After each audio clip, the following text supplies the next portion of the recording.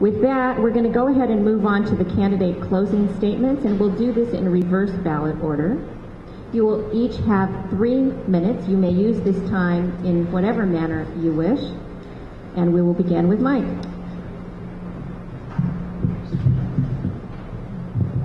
Try to stand up.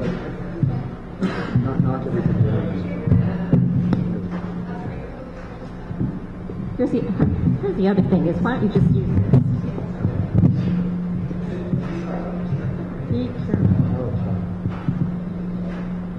Candidate dies with horrible electrical accident.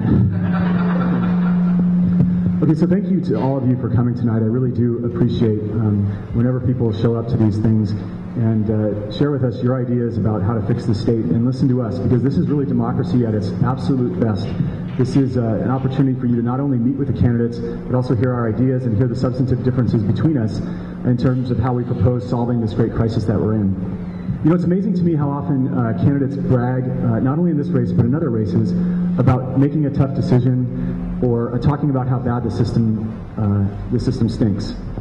I think that everybody's had to make tough decisions, and everybody's been affected by this budget crisis. But the question that we should ask from our leaders, I mean, the one theme tonight that all of my colleagues shared, when we talked about what we think the needs are for California and why we're running, is that we need to demand more from our elected representation.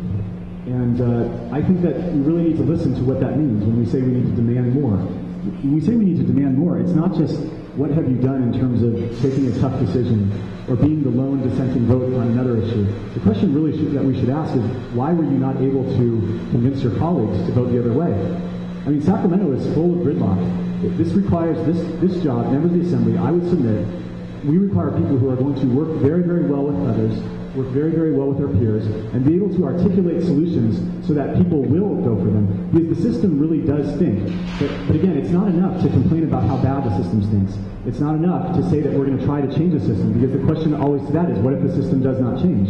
The question that we should ask of all of our elected representation is, what are you going to do if the system does not change within the confines of the system to make the system work for working Californians?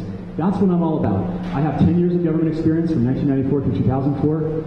I worked for a very, very successful member of Congress, and we were able to have a wonderful, wonderful program there. Our constituent service operation was second to none. We were able to get through Congress during very tough times, including when we were the minority, some very, very important legislation. And I think I was able to build consensus in a body that's as dysfunctional, maybe not quite, as the California Assembly, and that's the United States Congress. I've also worked very hard in the private sector since then, as I touched on. I've been able to help a lot of small businesses get their permits and cut through the red tape in terms of getting what they need done through the California bureaucracy.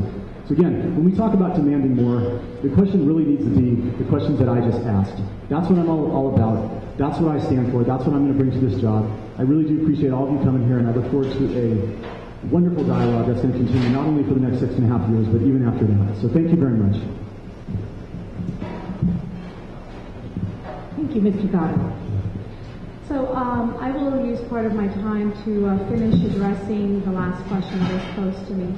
So I don't like negative campaigning any more than anyone else does. And here's the thing, though. I reserve the right to defend myself. And I will give you an example. The fact is that 3 days after I was in the race, there were videos circulating online accusing me of conspiring to commit voter fraud. In fact, 3 days after that, there was another video online. And the fact is that when Andrew Westall stepped out of this race, and part of the reason why he endorsed me was he was totally disgusted by the negative campaigning against him. And on the other hand, Shahé spends much of the time on Armenian language television making bizarre and vile accusations, including that I have 3 children, that I've left at an orphanage, and that I make kids gay.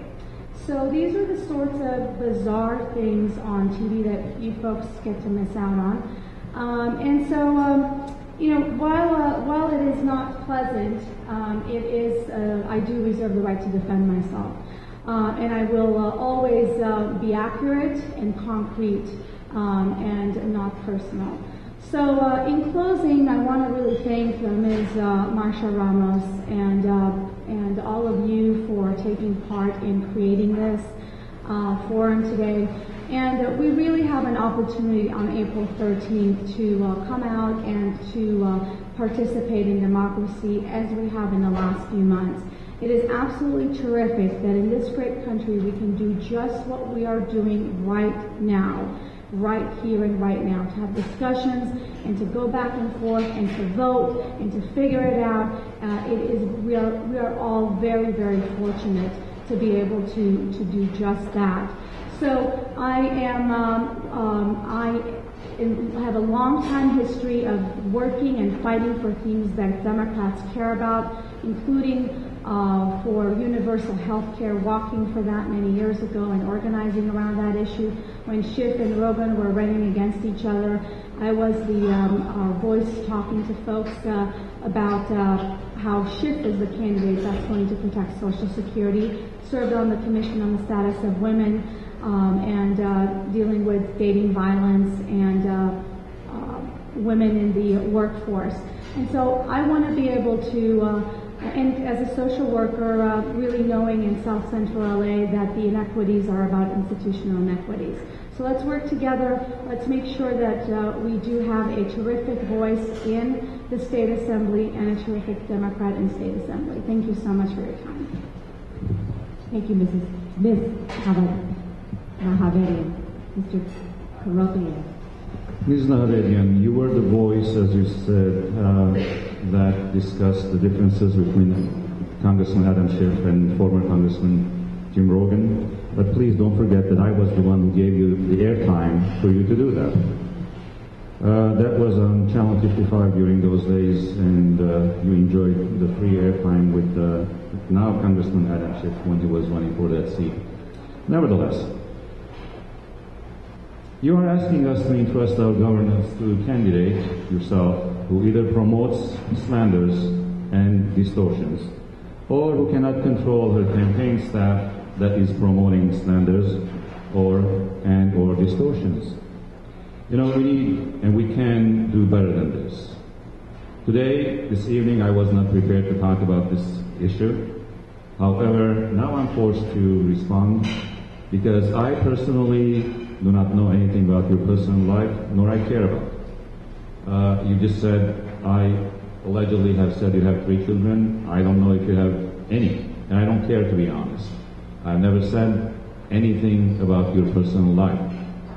If anyone else is saying that, so please verify that with your campaign strategists, campaign staff, and then try to respond or accuse me personally. You said today, and you have said in your nastiest flyer, that a crime was committed against another woman, and that is why I was convicted. No crime. Please mark that down and check your files, check your records, check the court records. No crime was committed against another. Yes, it was, and if you want the verbal term, it said brandishing a weapon. Had it been towards anyone, I would have spent 4.5 years in jail, and the attorney here, I'm sure, will verify that. I did not spend 1 second in jail.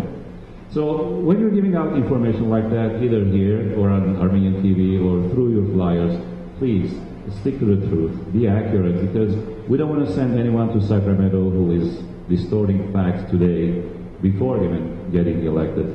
So once you get elected, I don't know what to expect from an individual who's distorting, slandering, non-factual. When getting to Sacramento, what to expect is beyond me.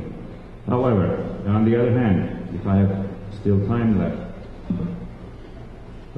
my priorities are the following: job creation, supporting small businesses, and promoting inclusion of all individuals and communities that live, reside, and operate within the 43rd Assembly District. My time is up, and I thank you again for being here tonight. With that, give them a round of applause.